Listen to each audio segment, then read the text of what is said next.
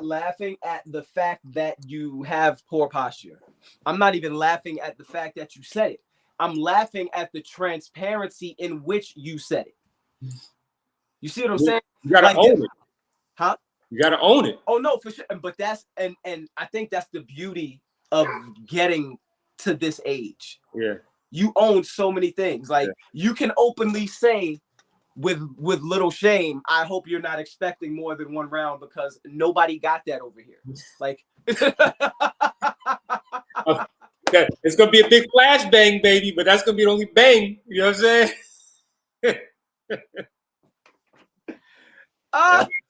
That's gonna be the only bang. It'll be worth it. It'll be worth it though.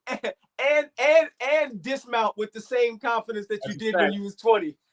Right, exactly. Like my man. Yeah, like he said, Triple Lindsay out the window, get up in the split, doggy, I'm the shit. You know what I'm saying? Like, yo, yeah, bro, getting older. I think, ew, what the 16-year-old? I think when you really embrace it, that's when it becomes a peaceful aging. Because you don't have false expectations of yourself. Right. You know what I'm saying? Right. I don't go to the gym and go, yeah, I'm about to throw up 225. I'm like, no, I'm going to put up this 145 for 8 sets.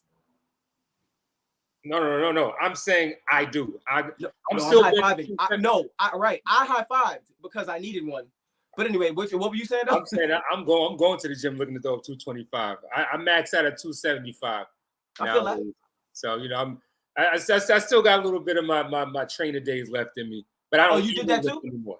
I don't ego lift anymore. I tried that before, and I lost feeling in my legs for 30 minutes. I had to lay there on the floor like I was on the beach chilling until somebody came along to help me get back to the locker room. Yeah, it was bad. I pinched a nerve. I said, "To hell with this. I'm not." Now just finished squatting like 315.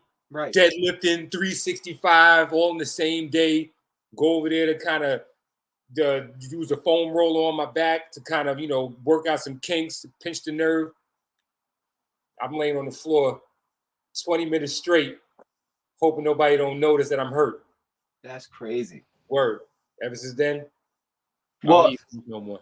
Due to the various health issues I've had over the years, like I treat my body differently. Like I used to do shows and stuff like that. I had a few trophies. I honestly threw them away.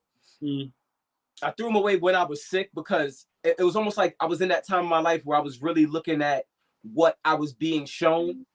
And I'm like, I'm bedridden and I have trophies downstairs for bodybuilding. It's like, I get it. You know what I'm saying? It's like, things aren't a priority anymore. You know what I mean? Right. I get it. Like, I don't even need the proof present. I really don't. Like, gotcha. It's not worth it anymore. Yeah. Not worth it anymore. I got you. And that's, but that, and that brings me to the whole, like, when you talk to younger dudes about certain things, and I want to say it's not that they don't want to listen, right? We don't want to give it to them in a tone, rate, and volume that they understand, because that's fair.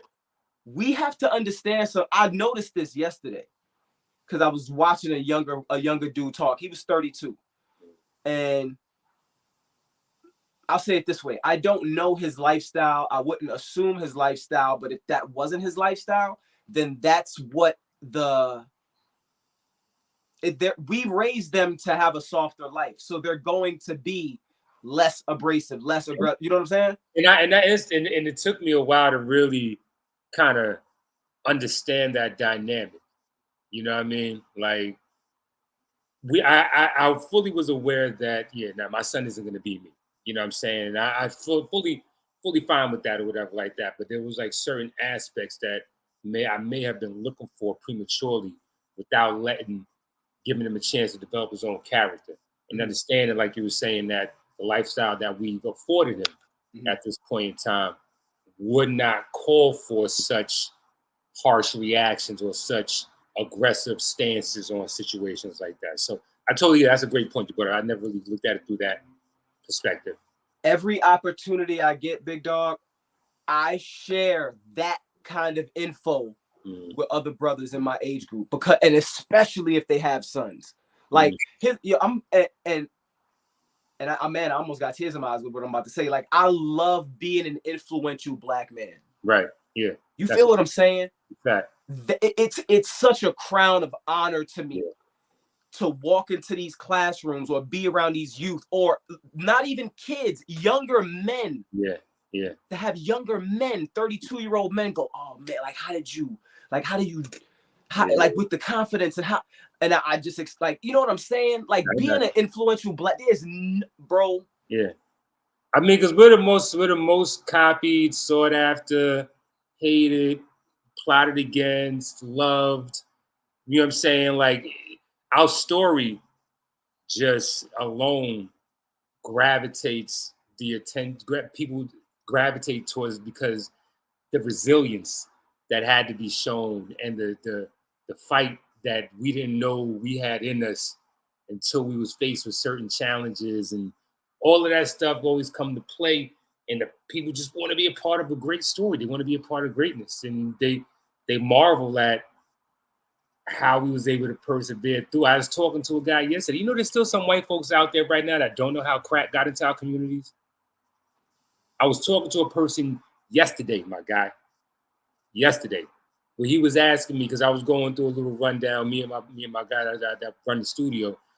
He was telling him about, like, you know, Mount Vernon. We both, you know, from before I even said it, I misstated some information last episode. I want to make sure that I'm clear. I was saying that my mom was from Eastchester Projects. They're also from Eastchester and Edenwald Projects. They went from either one back in the Bronx. Then my mom moved up to when my sister was baby, not me. So I missed out. In my excitement of sharing my history, I missed this. So I want to make sure that I'm not disclaiming my roots or disclaiming my. Man, I didn't say nothing like that, because I always break it down to people. Why I hate fidgeting with myself, because anyway. I do the same shit, bro. Don't even worry about it. I try to be clear to people that I was born in Flatbush, but from 15 and on, I lived in Brownsville. Right. So on any given moment, when I say I'm from Flatbush, it all depends on what I'm doing. If I do some Flatbush stuff, I'm gonna be like, yeah, that's, you know what I'm saying? Like, and then if I do some Brownsville stuff, I'll be like, yo, that was the Brownsville side. Like if you see me get fresh for to go to the supermarket, that's Flatbush. Yeah, I know. I love a lot of my good homies from the bush, bro. So I mean, you know what I mean. It's like, oh, where you going? To the store. Growing up Crown Heights, you know, Flatbush right next door anyway. And it's the same vibe. It's the same Caribbean vibe. So I get it. Niggas be like, yo, where you going?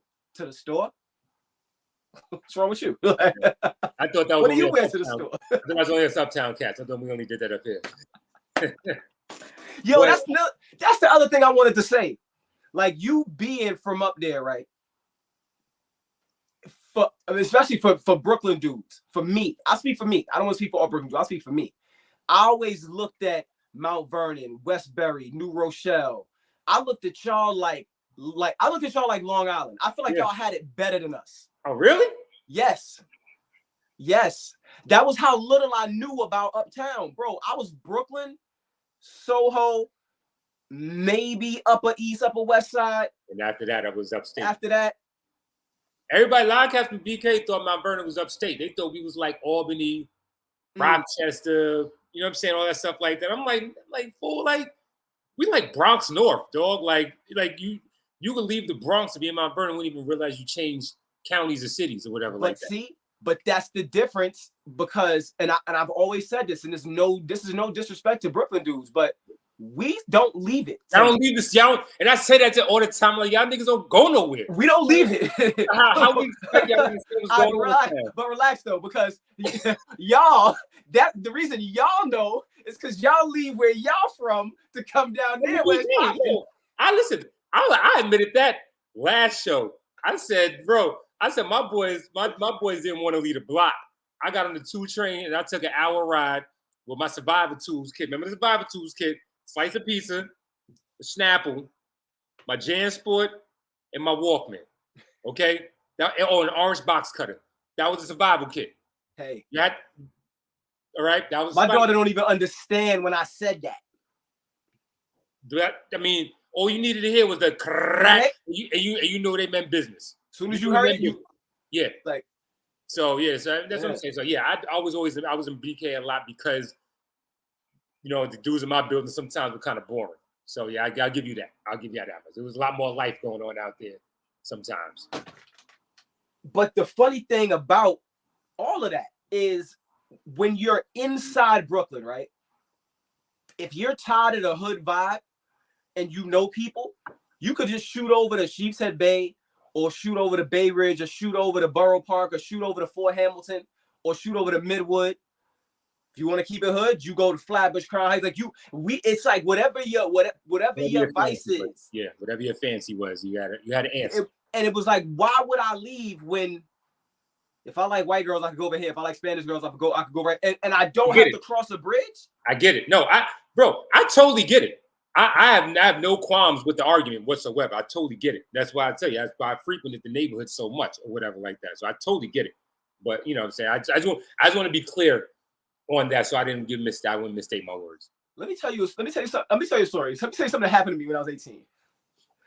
I thought I would venture uptown. I'm 18. I don't know how I met this woman. She was 22, so we'll call her a girl. My mom treated her like she had kids. But my mom treated her like she was a 40-year-old woman. When she was like, how old are you? She was like 22. My mom was like, what you want with my son? And she's like, oh, he's mature for his age. And she got grilled. So the next time I went up to her spot, she lived in the Bronx. I was like, all right, cool. Like the 4-6 side Bronx, not. Okay. I was unfamiliar. I want to start by saying. Okay. I want to start by saying I was unfamiliar with that side of the Bronx. Yeah. I was Grand Concourse. Okay. Not 4-6 Pelham Bay. I wasn't that. Right. Mind you, that's the side I was on. I go up there. I don't know whether or not she told me she had a man. It's inconsequential to the story currently, right? So I'm there. I'm about to dip. She makes me a plate of food, right? I hear the door click. She goes, I said, what? She was like, that's my man. I said, oh no. This, bro, I'm 18. I'm not lifting weights. I'm just hooping and doing push-ups, maybe. Right, maybe. Calf raising. Maybe. My diet is Doritos, Gatorade, honey bun, and 4 chicken wings and fried rice. That's it. Those are my macros. That's it. So I'm light. I'm light. I get it. This newly freed slave-sized nigga comes in with the red and black lumberjack. No jokes. Carpenter jeans with dirt on them. So he's obviously a working man. Yeah. The constructs with the filth. I look at this nigga. She thinks light on her feet. He goes like this. I'm holding half of his dinner in my palms. I look at him. He look at me. He look at her. He go, oh, babe, remember I told you, like, this is my cousin when I was over in Atlantic Towers. Because I met her at Atlantic Towers. That's how it happened. She was on my side. Okay. So I bagged her on my side of town. Then, yeah, all right, cool. So she was like, babe, remember I told you I went to Atlantic Towers the other day? And she was smooth with it. Yeah. Remember I told you I went to Atlantic Towers the other day? This is my cousin. That's what I was talking about. He's like, oh, yeah, all right, what up, fam? I took one more bite. I said, yo, I'm out of here. Yeah, I'm out of here. Yeah, I gotta go back to Auntie house. Yeah, remember she called me about that shit? Remember she said, wow. I never ran, skip, hop, jogged so fast and efficiently in my entire life. Got the first thing smoking. That was not gonna be a win. Yeah, no, not at all. Yeah, you got to be able to, you got to be able to assess the situation and know, okay, look, I ain't gonna back down from most, but right here and now, that's gonna be an extra level of rage. I'm gonna encounter along with this aggressive nigga right here. You know, he was a man. Yeah. Even if you pull out the box cutter, I'm like, is it gonna hurt him? Yeah, he's gonna probably snap the shit. It was like those games on the phone now where it's like level 1 criminal, level 17. Yeah, right. Damn, and it was and the crazy thing, it was a fear. It was so many emotions. Because it was all adrenaline though. The victory of the mission itself was like, all right, you know what I'm saying? I went over there, did that, got that. But it was like, it's like getting your trophy and then somebody going, yo, you got busted for steroids. For real? That's not a win. Look at the trophy, though. But look at the trophy. Look at the trophy. Oh my goodness, bro. Look at the trophy. So let's dive in, brother. Top 10. I wanted to hit you, see if you was going to be able to put the graphic up for the people for the playback, so they could see what we was looking at when we talked about this. Top 10. I wish you'd have hit me sooner about that. That was my fault. I wasn't thinking. No, but that's the creative mind, though, because we'll start with a level 1 idea and then be like, "Yo, I could." But listen, that's something I could work on, because like I definitely like to up my production value. Like I like the fact that you work from a studio, and like I have a studio in the house, but I can learn from you as far as like just little, you know what I'm saying? Like it's a lot going on. Man, it's still sharp and steel, man. Iron sharp iron, however the saying goes. Whichever metal. Still sharp as whichever strong, solid metal. Sharp as each other. So you talking about the feature joint? Feature joint, yeah. So I guess to bring it back full circle for the listeners or whatever, I shared with the brother Pen Game 7. I saw a post that had the top 10 greatest features, feature verses. All right. And when I saw the list, I wasn't mad at it. I have some adjustments that I would like to suggest to see where your thoughts are. And I'm pretty sure you're going to have your own set of reasoning as far as your entries as well. I want to say, first of all, that I respect this list because it has a female on it. Because very rarely, we're going to get into this later, very rarely do people, when they talk about rap state, first of all, I'll go on record as saying, Rah Digga is my favorite female. She's the best to me. She's the best to you? And I'm not mad at that.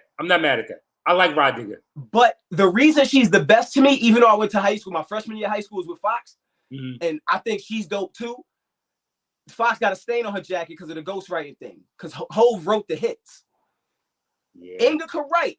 Yeah. Don't get me wrong. Inga's dope. But Rah Digga never had that on her jacket at all. She was with the Outsiders. Them dudes, they were a rap. Yeah, they were bar spitters. Outsiders was bar spitters. Yeah. That's why Digga's my number 1. And now, bro, I have no argument. with that. But it's saying that Kim being on this list doesn't upset me. But let's go through it. Number 10. Let's go number 10 on that. On this current list, because I too have some entries. I'm sure. Ghostface for Fourth Chamber. Remind me again with that one. You know what? That was the only man the whole wait for is the Sky Blue Valley Kid in '83 Rock Tailords. Remember Rick? I forgot his name. Watch out for Haiti bitches. I heard they throw heads. Yo, that's the joint where he on the Jizza joint where he was like, "Why is the sky blue? Why is water wet? Why did Judas crack the Romans while Jesus slept? Stand up, you're out of luck like 2 dogs stuck. I ain't heavy sipping rum out of Stanley cups. I'm flammable." Remember that joint? Yeah, that's with the guitar riff. All right, but let me first say, Jizza was my least favorite of the best Wu-Tang rappers, because that's my acknowledgement. So I never heard that verse. I'll say Meth was my least favorite of the best Wu-Tang rapper. Yeah. Only because his album was middle of the road, bro. To Cal, What the Blood Clot, Sub Crazy were the only joints on it for real that would get immediate spins. That's 3 out of a 16-track album, 17-track album. Mr. Sandman was alright. Wasn't really a fan of PLO style. You know what I'm saying? So of course, All I Need. But I mean, that goes without being said. That won a Grammy.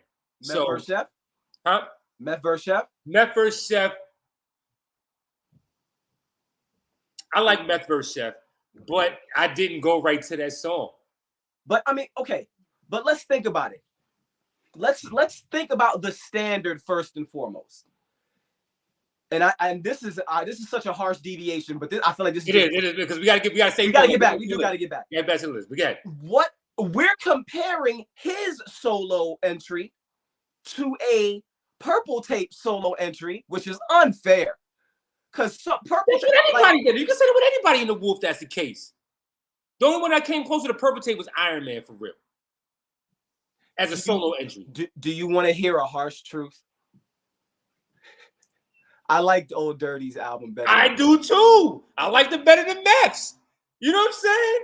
All right, get back to it. My fault. Back to it. Okay. So now, all right. But oh my goodness, you know what? See, that's why we number 9. So 4th chamber, Lil Kim to Benjamins, right? Lil Kim to Benjamins. I would propose Quiet Storm. Storm. That's what I was gonna say. I was gonna say Quiet Storm before the Benjamins. Yeah. Her Quiet Storm feature was.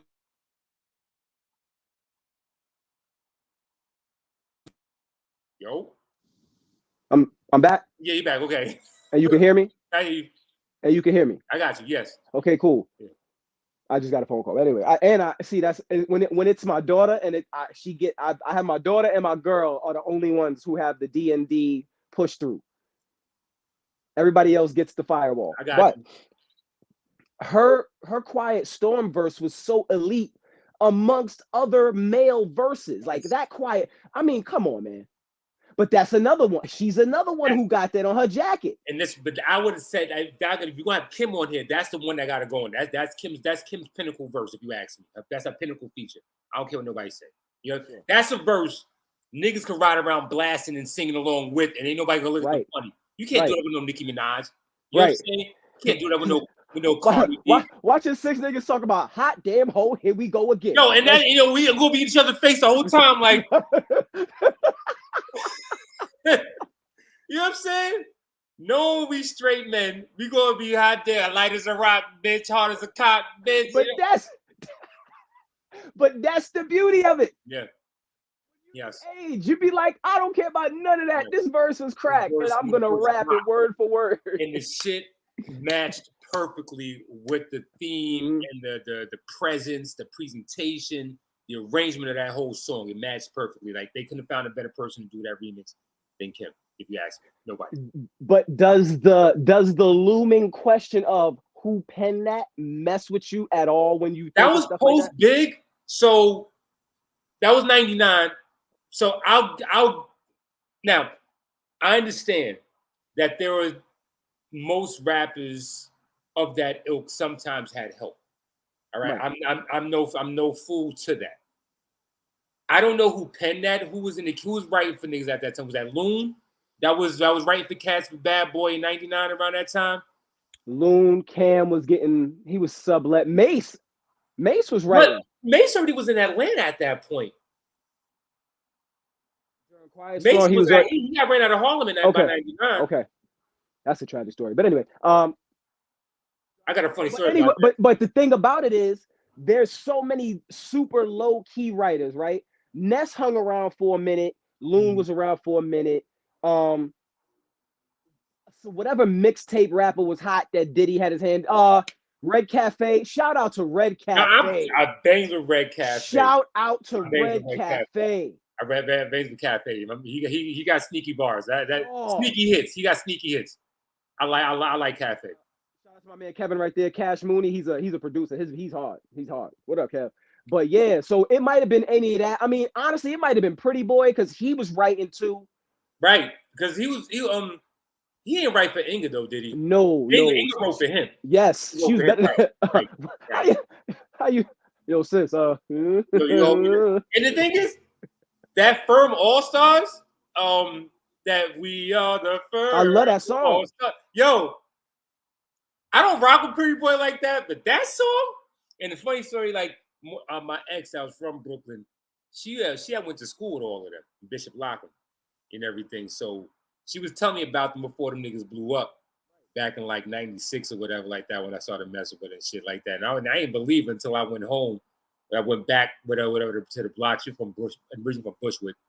And she was telling me about, you know, how her, Inga, and all was beefing in high school and all this shit like that and yada yada. I was like, okay. And then I see these niggas come out and showing pictures with her and Gavin together right back in the day. I was like, oh, okay, yeah, niggas is.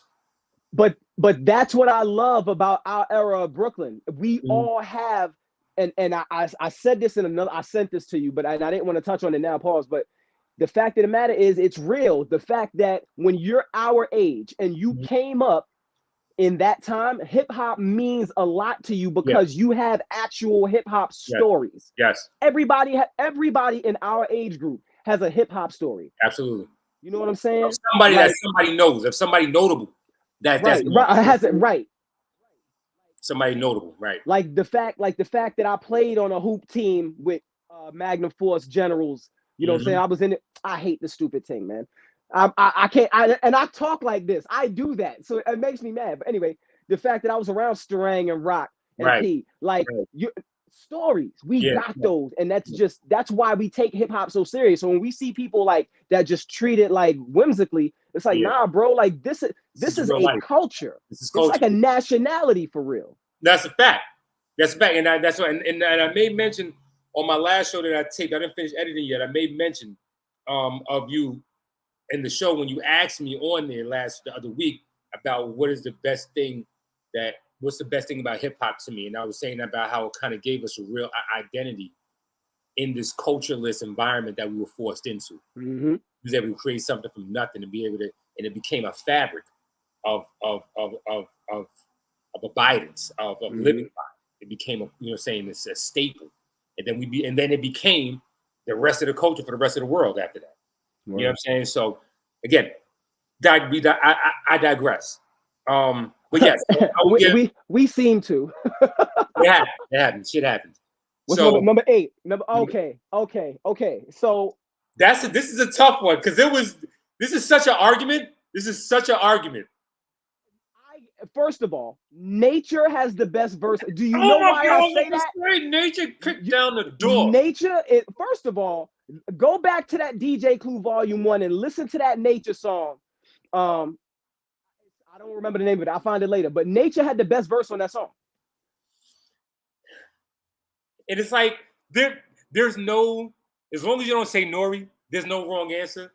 Because he was out of his depth on that. He knew what he was doing. He was just happy he was there. He was like, "Hey guys, you guys, right? Yeah, I'm they invited me to you know what I'm doing? You guys doing that? I'm doing that too."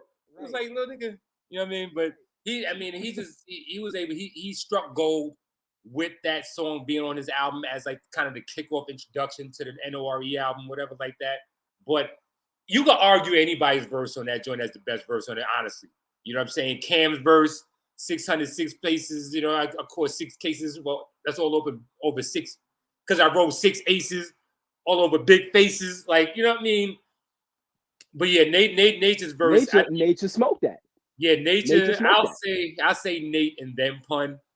You know what I'm saying? But yeah, but I kind of agree with you, but it's a discussion. It's still a discussion, though.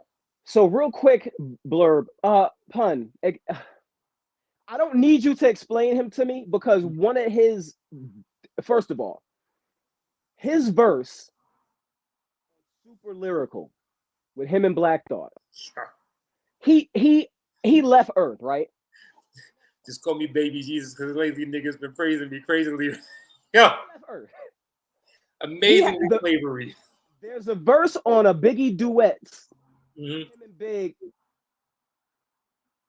know what? I don't care. I have to. Biggie will go. Keep going. Explain. I might have heard it because I do DJ, so I've been digging. I dig in the crates for some songs like those. It's the Biggie duet. The Biggie duets album is the one with. Him. There's a song with him and Hove on it. Oh, it's right here. All right, cool. So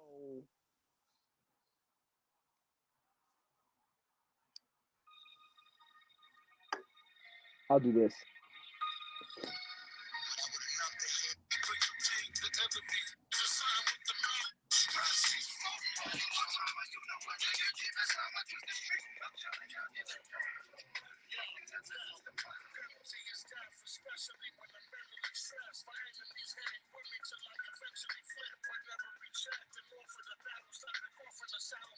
Call me to hear you guys. Send it to me.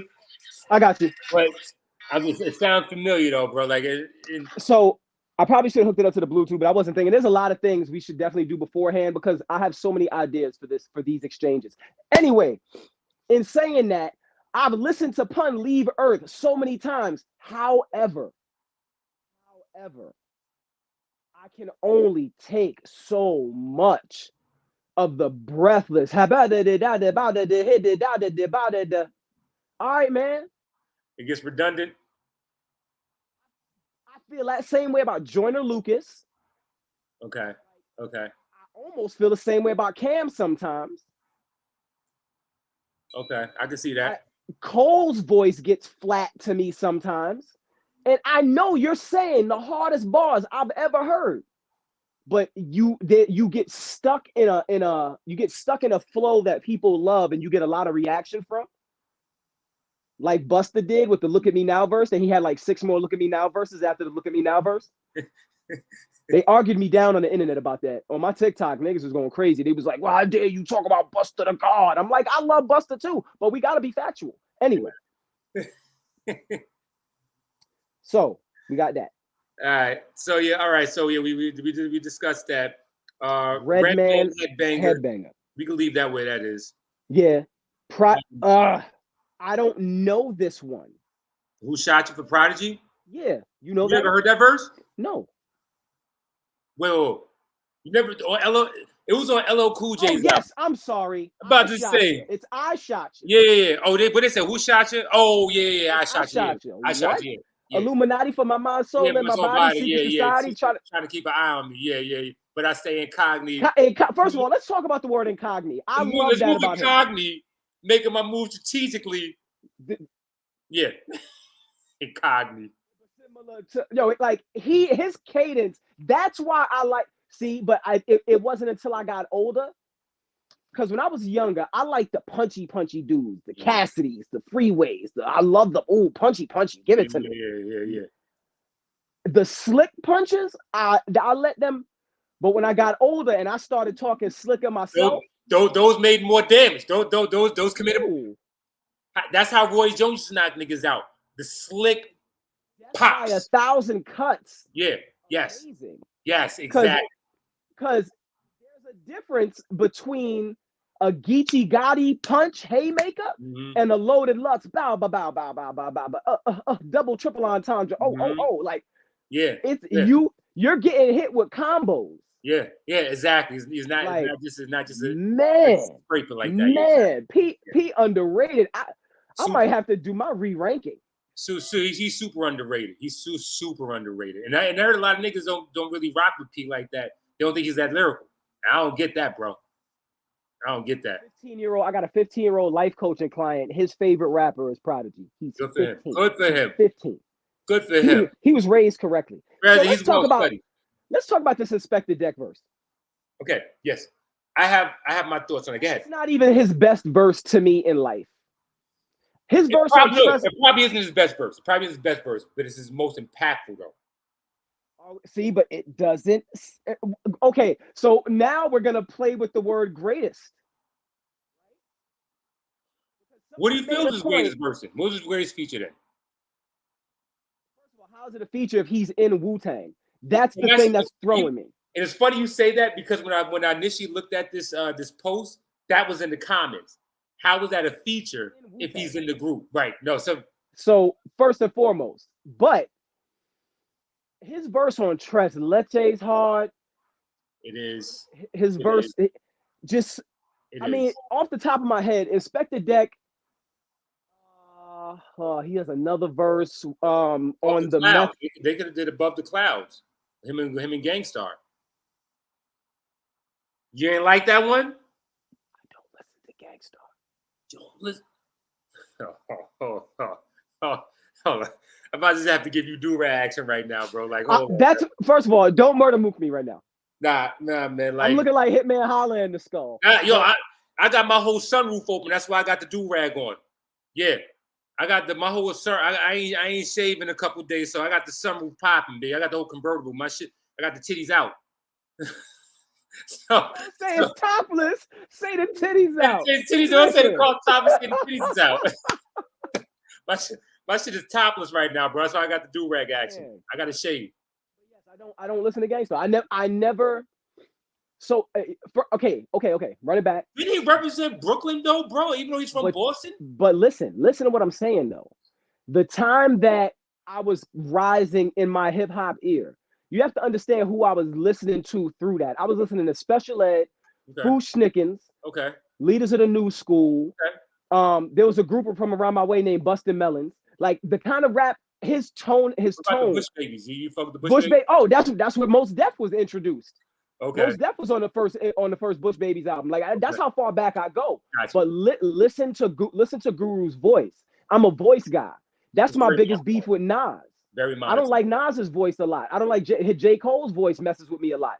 Like there are people whose voices are you know what I'm saying? It's like people who don't like oatmeal because of the texture. It's like that.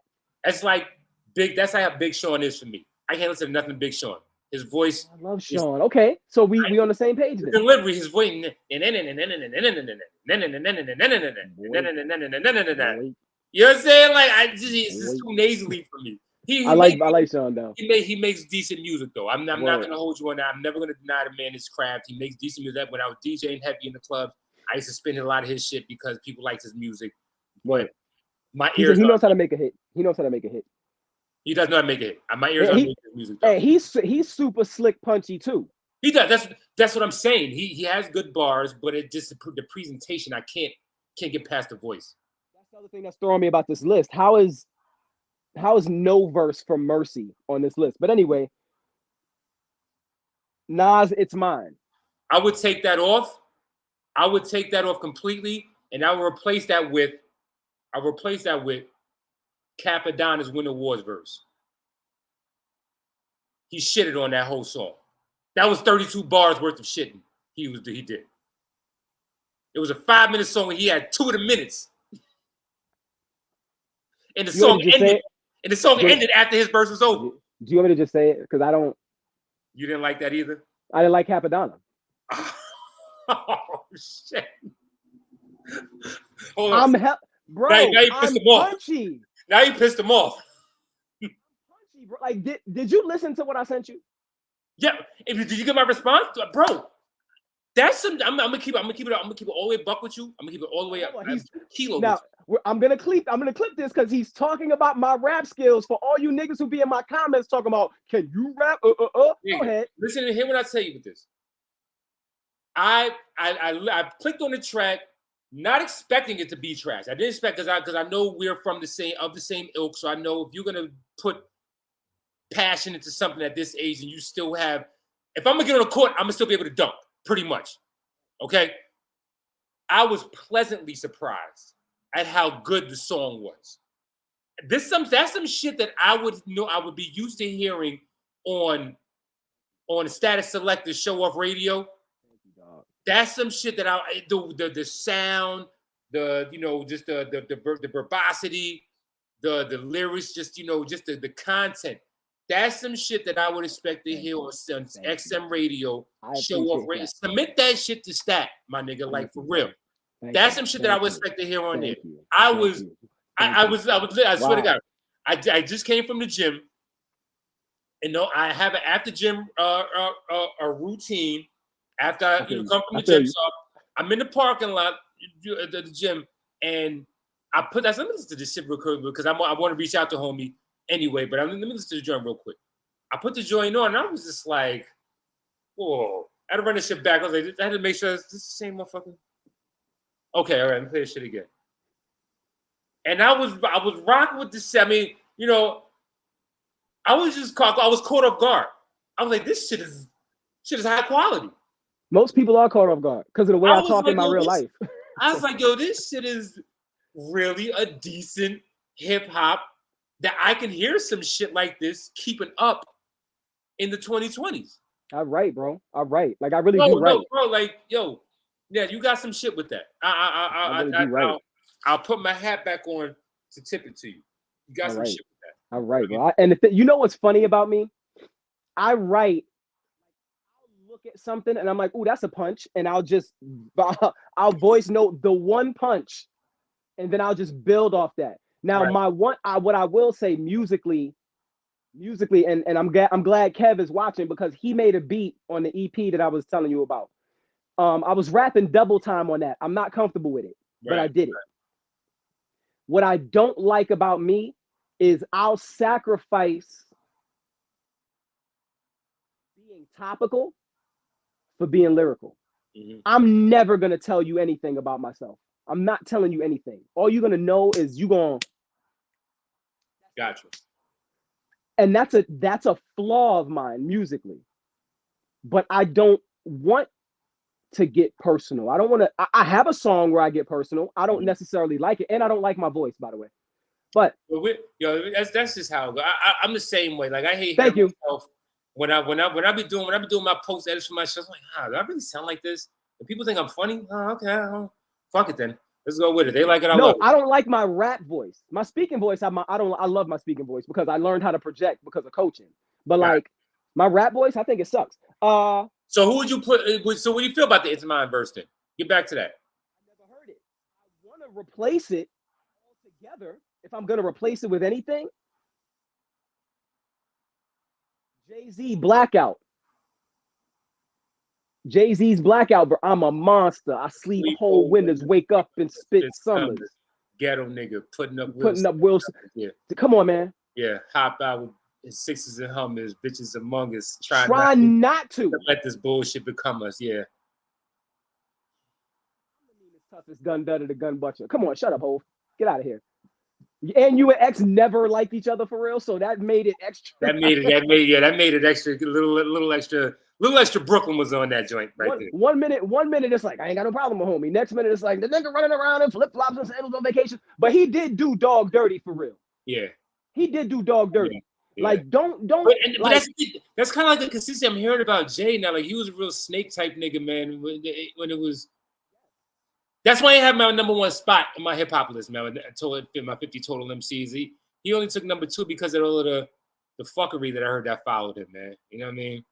And it's unfortunate. The other thing that nobody ever talks about is the age difference between. Never mind. No, I mean that's significant. It's significant because it doesn't matter.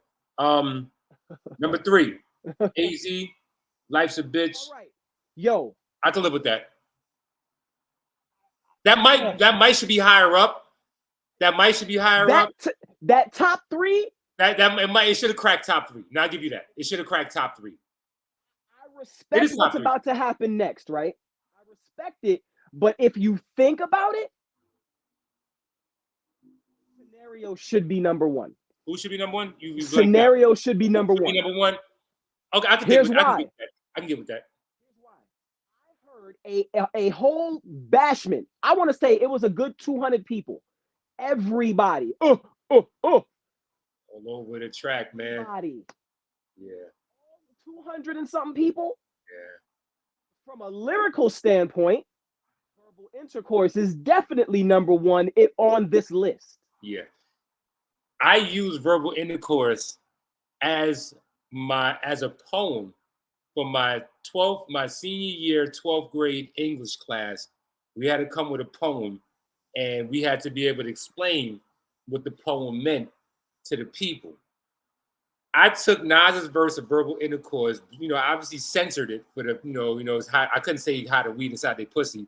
You know what I'm saying? I couldn't say that in my 12th grade class, but I used that and I got an A on that shit, man. She didn't know where it was from. Everybody in the class knew it was from, but the teacher didn't know it was from. She was like, "Why not?" She was like, "Who's this Nasir Jones guy?" But that's why it's our language. Yeah, yeah. When I see people misuse our language or misunderstand our language, that's a great point. Because right now, even the youngest are speaking our language. They're just talking in a different dialect. Yeah, right. Talking about money, cars, clothes, hoes, jewelry. Every last one of us had a song where we talked about our ice being so bright it blinded Stevie Wonder again. Right. Like we all have that. Yes. We have to stop being hypocrites. They're speaking a different dialect.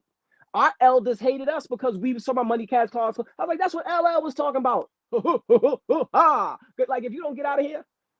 Yeah, with that rah shit. For real. Rapping on time with each other at the same. Shut up. Anyway. Yeah, okay. Like I can give you that. I can give you scenario number 1. I wouldn't be mad. I'm not mad at that suggestion. I'm not mad at that at all. I'm not mad at that. But definitely Life's a Bitch, AZ's verse. Like my son is saying he's going to be 16 this year. He made it a point to himself to learn that shit word for word because when I first played it for him when he was probably like 4 years ago, 4 or 5 years ago.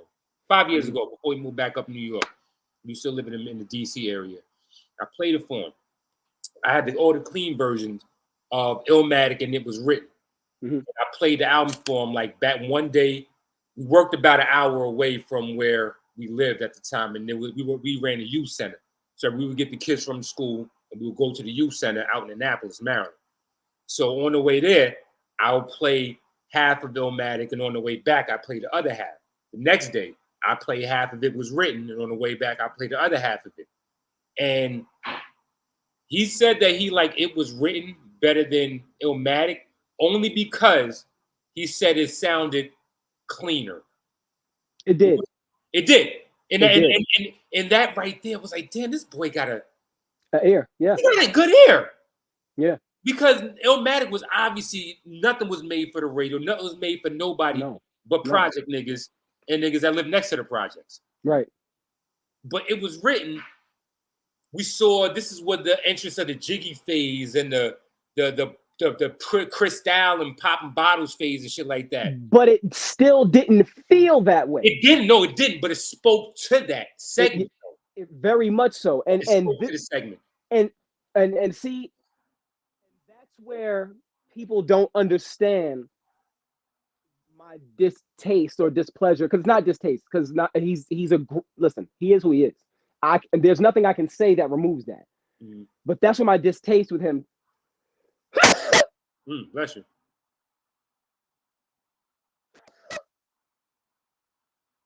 You used to stop the teacher from teaching when you sneezed in class, didn't you? You thought I went to school. Anyway, pardon me. Listen, that's a whole nother story. But that's where my displeasure with him comes from. And even I am Nas. I am. That is my favorite Nas. I am. Parts of it, I enjoy parts of it. It's too loud. It tries to do too much. That album's very busy. It's too loud. No, for real. The album's very busy. It's very the beats are very like, come get it. Like go back and listen to it. You'll see what I mean. But you know why? Because it was supposed to be the double CD with the lost tapes. And I think that would have balanced it out. If the lost tape, if the tracks that got leaked that didn't turn into the lost tapes was actually able to come out in the double CD during that double CD era, that would have been 3 bangers in a row from Nas. You know what I'm saying? Okay. That he would have had the triple bagger right there, and I think it would have been solidified a long time ago. Okay, briefly, because I don't know what next topic we're going to talk on, but I know I want to get a really good one out. What happened to him after that then? What happened creatively? What happened musically? What happened? It was too much. I believe it was just too much freedom. I think it was just too much freedom because once you establish yourself as the top dog and you ain't got to prove nothing to nobody, you ain't got to go out there and get the hottest producer. You ain't got to go out there and get the Timberlands or the Swiss Beats or the Just Blazes of the world in order to keep your brand at the top. Nas was already established as the top dog from Illmatic. It was written further solidified. Oh, by the way, yeah. What's the album that? Yeah. First of all, I got beef with Muddy Waters. That's just 96. I can agree with that. Top 5 of 96. I don't like honorable mentions. I don't like that. I don't. Hey, you listen to me, all right? I can't. I will not choose between ATLiens and Iron Man. Okay, you have to just deal with that fact of life and respect me as a grown man, as I respect you. And we got to deal with this shit. You hear me? We're gonna have to deal with it. Yo, you know what? All right. I appreciate you, bro. And listen, and you maybe choose the first time we was on the show because it was your show. This is your show. Who am I to come in here and step on your toes? It's us now. This is your show. It's us now. Go ahead, though. You're right. Who's got to come here and step on toes? I had to honor the request and choose. But this shirt was already made before I met you. You're right. So, goddamn it, right. I'm gonna stand on the tie of right. Iron Man and ATLians. What's your top 5 favorite cereals of all time then? Top 5 favorite cereals? Shit. Wait, do you still eat cereal now? Honey Nut Cheerios. People keep saying that. Go ahead. Yo, bro, Honey Nut Cheerios is like a staple. That's like a common denominator. What is this nonsense? Honey Nut Cheerios, Cinnamon Toast Crunch,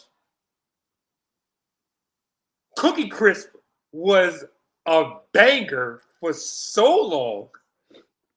Cookie Crisp, yes, Cookie Crisp. Oh, shit, I was just talking about this with my wife the other day. I want to say Golden Grams made it. Ooh. Golden Grams made it, and there was one that I just Frosted Flakes. Bro, just you see, is there an end button on your side? End the conversation. I don't even want to talk to you no more because Frosted Flakes were gross. Baked on sugar? Yes. No. I was a sugar fiend. What do you expect? You know all the sugar that I had in all of those cereals I'm talking about? No, I get that. Add your own Domino sugar or whatever brand. Maybe I don't know if that was. It was Domino's. Because I don't know. Y'all was getting money up in Mount Vernon. Y'all might. White and yellow bag. It was a white and yellow bag. Okay, cool. I didn't know. I thought y'all. No. We said the same government cheese. Everybody else had in the purple brown box with the brown box with the purple lettuce. We had a hoagie on a knife to cut the slice. Yeah. Here's mine. I'm gonna start from 5. Raisin Bran. I had to use sugar for that, so that's why I didn't like it. No, you didn't. The sugar was on the right. The sugar was the raisins. What Raisin Bran you had sugar? That was that hood. That was that Brooklyn version. The sugar is, bro. The sugar has always been baked on the raisins. On the rail wasn't enough for me. I was a fiend, huh? You're right. That's wild. That's wild. Raisin Bran. Okay. Kicks. I needed sugar for that too. No, you didn't. It was. Yes, I did. Okay. So, you a super sugary. Man, yes, I did, nigga. You can have these next 3 then. Apple Jacks. Oh, Apple Jacks, yes. You know what? I'll replace Apple Jacks with the Golden Grams one. Yeah. Sugar Corn Pops. Sugar Corn Pops. That's a yellow joint. Okay. Fruit Loops. Nope, I'm lying. Captain Crunch with the Captain berries. Crunch. You have no roof in your mouth if you ate Captain Why does everybody keep saying that? Why are you chewing? Why are you chewing with the roof of your mouth? You got bite with your molars first. Dude, that's what they're for. It's like as soon as you bit with your molars, it's like they just inverted to the roof of your mouth. Nah, son. All y'all niggas running around not knowing how to use y'all teeth. Pause. Captain Crunch scrape my whole shit up, bro. Every time I talk to somebody about Captain Crunch, they be like, "Yo, it messed with the roof of your mouth." How are you chewing? And take smaller bites, heathens. What for? What? You know how big my spoon was and my bowl was? Fuck, I'm gonna take small bites for the suckers. Got hair on my chest. That's it. Close your mouth with the milk. That's why the roof of your mouth looked like you took 7 uppercuts with glass gloves. Captain Crunch is too sharp, bro. Too sharp. Couldn't do it. Couldn't do it. You know what's crazy though?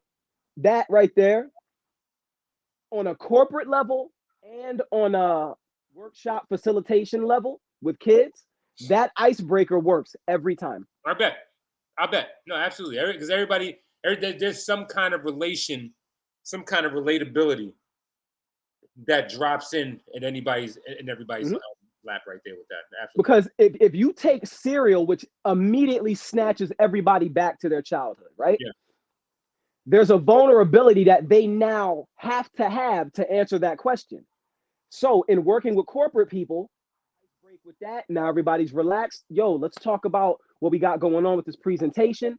We're here to talk about the human operating system, blah, blah, blah, boom, keep it moving. Juvenile delinquents, top 5 cereals, boom. All right, now let's talk about financial literacy, because when I was young, my mom didn't even want to buy half of them expensive cereals. So budgeting. Now we talking about financial literacy. Right. You see what I'm saying? It plays on so many. So it's a perfect segue for a lot of shit. For sure. So, I didn't mean to cut you off. I got about like 10 more minutes. So did you want to try to start with the top 5 beats? That was a question that you brought up to me. You know why I don't? It could be a cliffhanger for the next joint. Or you want to tackle that full steam ahead on the next joint? You want to get that? Do you know why I want to tackle it full steam ahead? Because it's going to take some homework on both of our parts. Okay, that's fair. You know what I'm saying? And I want to take the best beats, right, for next week, and Lord willing, top 5 female rappers. Okay. I saw in the hip hop group that I'm in, somebody said was the best storytelling song they know hip hop. Storytelling song? Yeah. I have one. I'm gonna say it to you.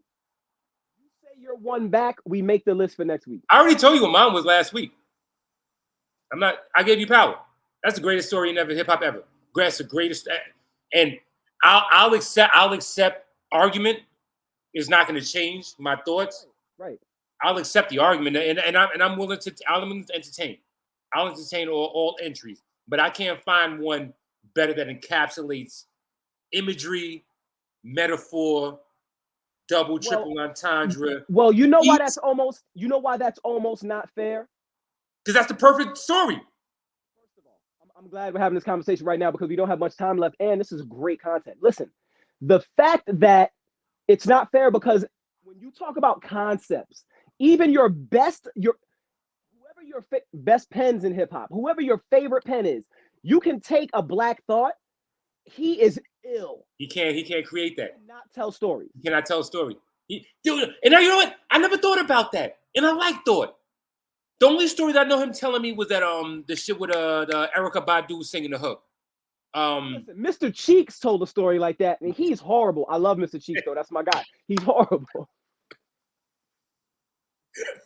Yo, Black people are the best. We'll be like, that nigga trash. That's my guy though. But that's my man. Niggas stink a little bit, but that's my nigga though.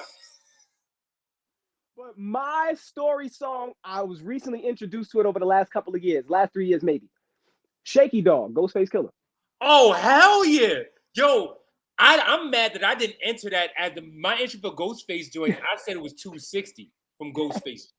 But Shaky Dog, yo, I'm lighting up my baseball spliff, French fries, backseat up with my leg all stiff. Almost made me like, yeah. Right. Yeah. Got my leg all stiff. My leg all stiff. Push the fucking seat up. He took you with him. That's like Maxine. Maxine is another one of my favorite Ghostface stories. From Bulletproof Wallets. The shit we was talking about with the Let me go back. Hold on.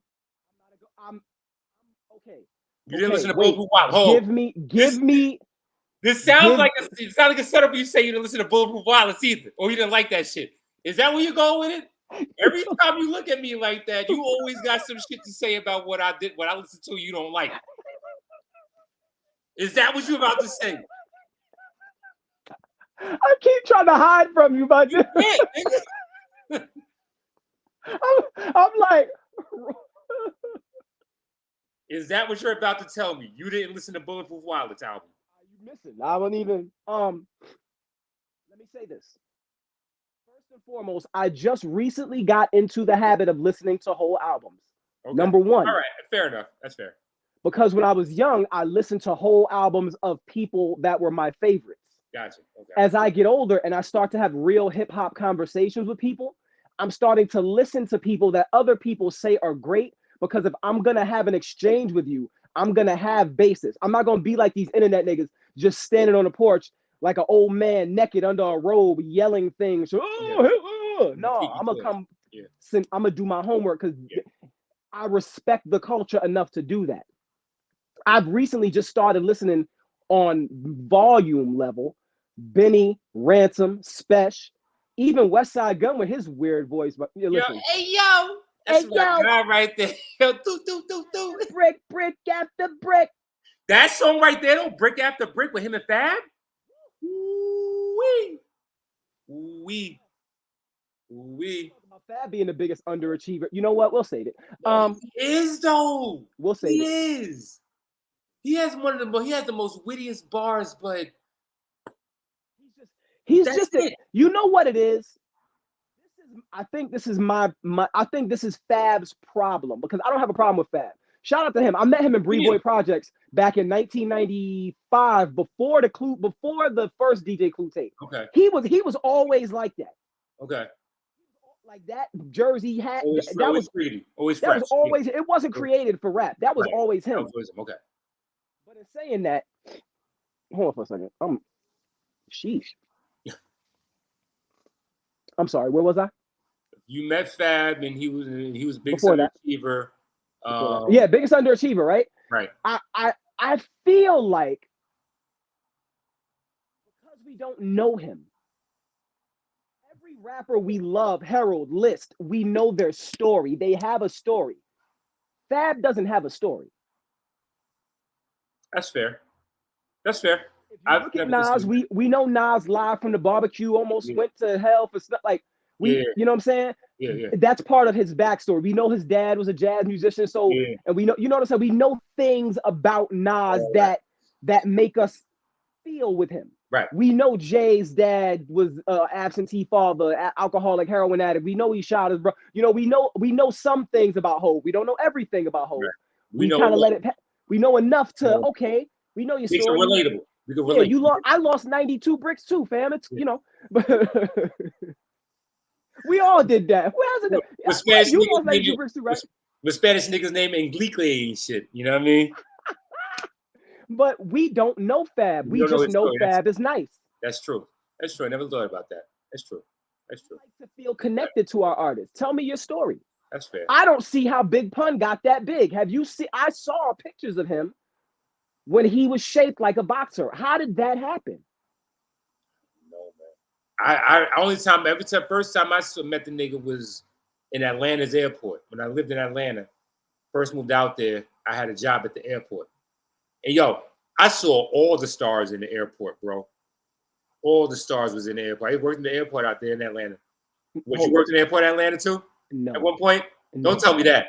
No. What I'm going to say to you is, I am now getting, because you've already explained your aesthetic to me. If I'm at the airport, I see some big muscular 6'4" nigga talking about. I wasn't muscular until about till I got married and I started having kids. That's when I started getting in the gym about 15 years ago. But I was still tall, had a big frame though. I'm still gonna get my joke off. You were at the airport. Go ahead. I'm sorry. I'll shut up. You gonna stop this train? Hell no. Talking about some. This is you because your head is above everything. You like. If you don't get out from up there. Randy Moss. Get out the airport. And you know what I learned too? Most celebrities are hella short. Jay-Z is tall though. He's tall. Jay-Z's tall and Meth is tall. Meth is taller than me. But we knew Meth was tall when you saw him on TV. That's fair. That's fair. He presents as tall. So does Hov. Yeah. But like I met Mobb Deep and I was like, yo, the size of this. It's like, hello down there. Of course you're angry. You need a stool. You don't put your cereal on the fridge. They can't. That shit stays on the counter, nigga. You put who keep putting P's Fruit Loops on the top of the fridge. R.I.P. to Pito. R.I.P. to P. No disrespect. I'm just saying he was short too. DMX was short. Yeah. No, DMX was average height. He was about 5'9". That's average. That's average for a male. That nigga, Cat Williams was not lying. When I first heard DMX on the Survival of the Illest freestyle, I thought he was 6'5", 80 with no body fat. Yeah. You thought that nigga was bumping up. And you 5'9"? Yeah, that nigga 5'9". That makes him robbing people way worse to me. I got robbed by, I need one from you too. I'm coming home. This is the last time I ever wore my headphones in the street. I'm coming home from my dad's house. It's like 5:36 in the morning during the summer. So it's just light. Just light. I'm walking. I see these two hobos standing by. And for the replay, I said HOBOS, hobos. I know. Vagrants. No, this is for the repost where they try to get you for saying hateful language. I said hobo. Oh, anyway, right. I see these two dudes standing by I ain't paying him no never mind. I keep it pushing. The shorter one followed me up the block. Now, in my mind, I'm imagining him ducking behind garbage cans and backs of cars because he was that little. I get to my elevator, hit so you walk in the elevator with your back turned. I turn to push the button. He scoots in, talking about, throw it off. Give me all that. I'm like, what? And so in my mind, I'm like, I should take it, snuff him. But if I get shot, I'm gonna be mad. A lot of thoughts were going through my head. The security guard passes. I say nothing. I should have said something, but either way, I'm like, because he might shoot both of us. Somebody getting shot, and it's pointed at me. So I ain't say nothing. Took my 2 rings off, not 2-finger ring, 2 rings. One was a name ring. The other one was a ring that had a diamond in the middle that my mom gave me from my Uncle Jimmy who died. She swore I gave it to a girl. To this day, she swears I gave it to a girl. I did not. I got robbed. I got an Uncle Jimmy too. Funny you say that. That is crazy. Yeah. Took the chain off, took the gold face guest watch off. He let me keep the beeper. Thank you, homeless guy. Yeah. He dips. I go upstairs, still in shock over the fact that I got robbed, went to sleep, woke up angry. I'm combing the streets for this nigga. Me and my brother combing the streets for this nigga. We could not find him. I was hot. I was hot. That'd be the worst, yo. I was hot. That's the last time I ever wore my headphones in the street, dog. I do not wear headphones in the street. No, nowhere. That just kept me focused. That kind of locked me in.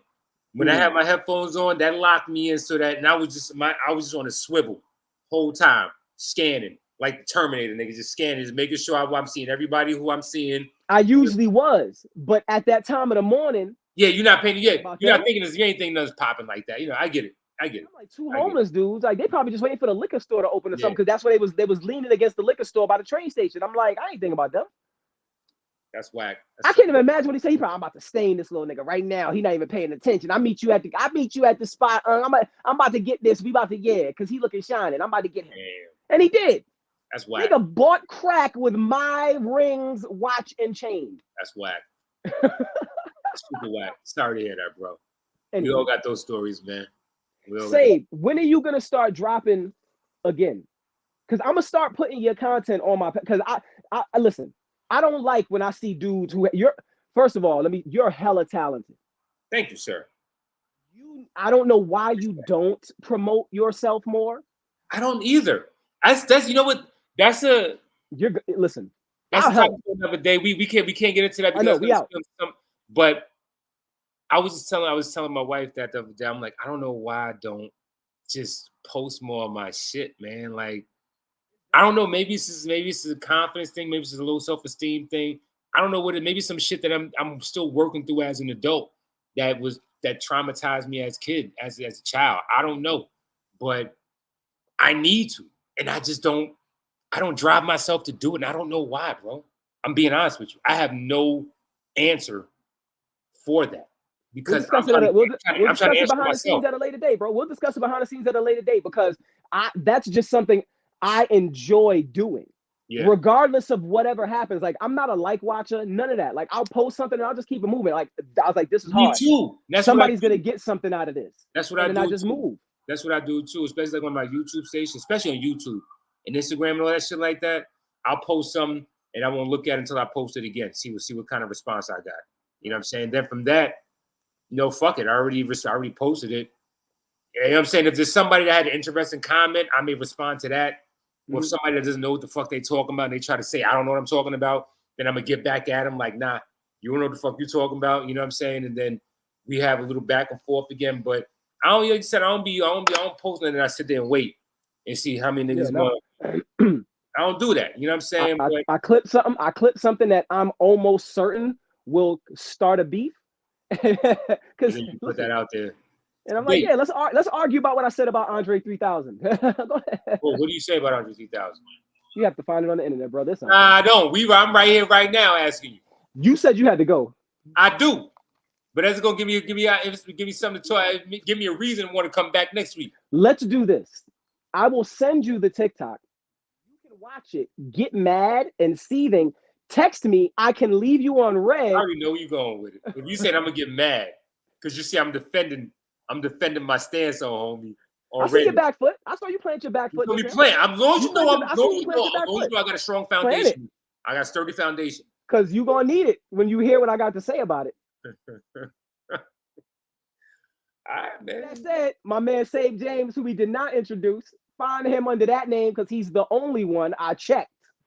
That's me, right? Pen Game 7. I too am the only one I checked. 101, baby. 101. Big dog, thank you again for joining me. You're ready. Keep doing this and doing this. Yeah, definitely. We're gonna make sure, man. Like I said, we don't know what just started. We're gonna see it through at this point now. Might as well. That's a fact. You enjoy the rest of your day, big dog. You say, man, homie. Holla at you. Yes, be good.